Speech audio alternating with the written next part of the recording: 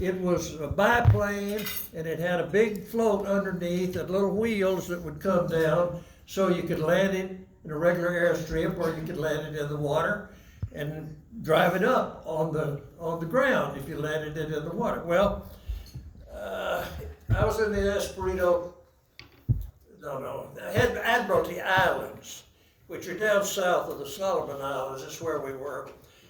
Some native came in and said, I found an airplane out there in the jungle that's crashed. So our squadron, in a Grumman duck, it carried a guy up there to go out in the jungle and see what he could find. And so they ran it up on the beach, the airplane. And the guy got out and went out in the jungle with one of the natives that lived up there to see if he could find the airplane. Then he couldn't start the airplane. Couldn't start the motor. Now, the way you did this, it had a... Is this the Grumman duck that they flew over, they couldn't start, or the crash? Yeah, no, this is the one they flew up in there, carried the guy up. Beautiful beach, boy, pristine white sand, palm trees waving. It had everything but hula girls. It was good. That was a good-looking beach, but he couldn't start his airplane to go back to the base. Excuse me. So this commanding officer is in the Navy. They give you instructions. He says, Turner, go up there and start that airplane. I had never laid hands on that airplane in my life. I was an engineering officer and had been trained in various airplanes, but never that one. We had several different kinds of aircraft, but they flew me up there in one of these old PBY observation planes, and I got out in a little yellow boat and paddled ashore, and there was the plane on the beach, and it had a pilot and a flight mechanic in it, and the passenger, he'd gone into the jungle. And the way you started this, you had a crank on the side. The front up here is the propeller, fuselage here, and the crank came out here. Well, you twisted this crank like this.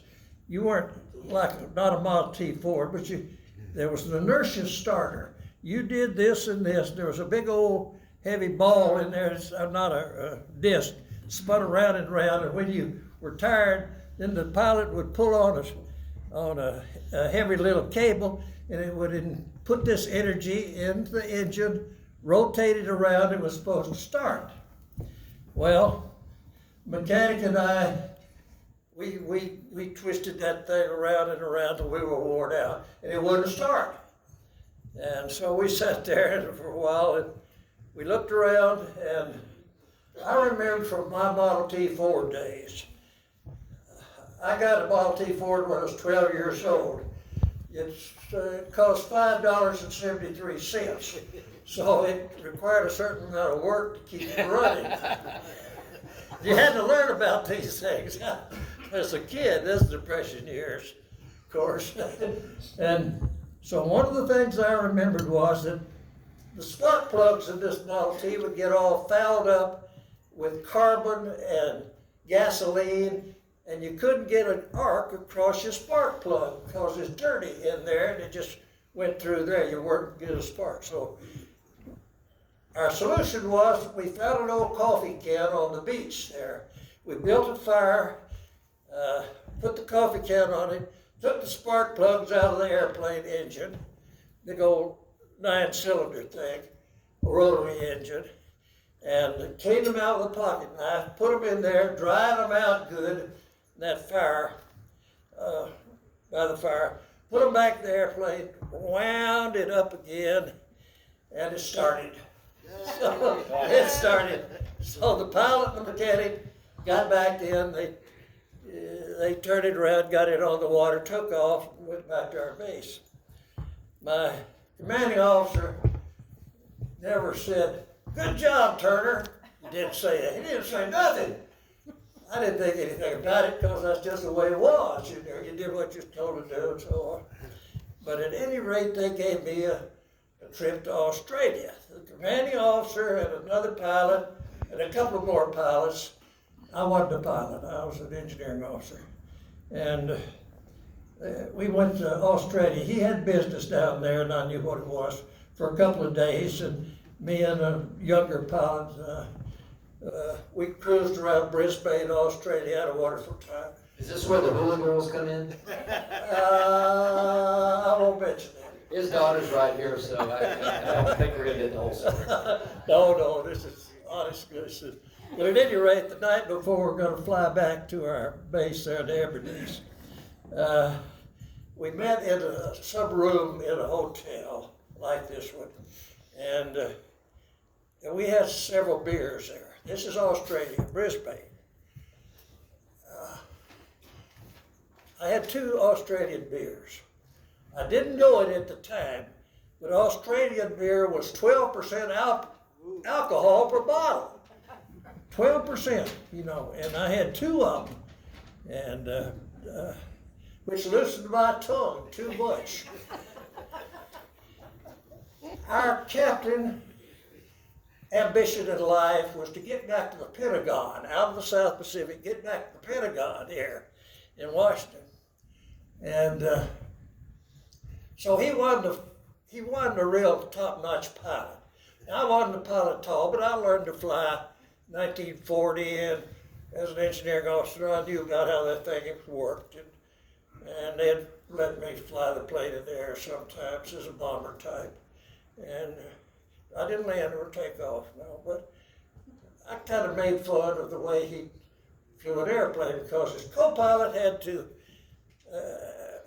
fix all his mistakes. When he'd forget to do this, the co-pilot would fix it, and then we'd take off. Everything was lovely, you know. And so everybody knew that. And I had this damn alcohol in me, and with him sitting there, I did kind of a little charade of him flying an airplane with the co-pilot directing him all the time. He didn't say a word. Well, we came back next day. After a few months, the Navy came out with a deal where if you'd been overseas for, 15 months, an officer, if you could apply for flight duty, come back to the States, they'd train you to be a pilot. If you busted out of pilot school, they didn't take your rank away, they'd just put you in another job. So I applied for this to come back and be a pilot. And so I turned it in. I passed all the tests, the physical, the mental, and everything. But nothing happened. Nothing happened. And we're in the Philippines by that time. We'd been there a while. And nothing happened. Well, the Navy had a policy then, after a unit or these types of units like mine had been out there for something over a year and a quarter, year and a half, so you rotated back to the States and another outfit came in and took your place. You left your airplanes, the pilots, all the people came in, took your place, and the people went back to the States and started up another unit. Well, we went back to the States. The captain, of course, he disappeared. He ended up at the Pentagon. And so we got back to the States in Sheldon, Washington, an old blimp station across from Seattle. And we were there. The executive officer became the squadron commander. And he ran across my application there. And he says, "Turner, I can sign that for you if you want me to." Now, the war hadn't ended. But I looked at that and I thought, it's about to end, so I'm not going to make a career of this. And so I'll pass on that, and I did. But things worked out well. The war ended a few months after we were back. And The moral of the story is? The moral of the story is, do not get drunk in front of your commanding officer.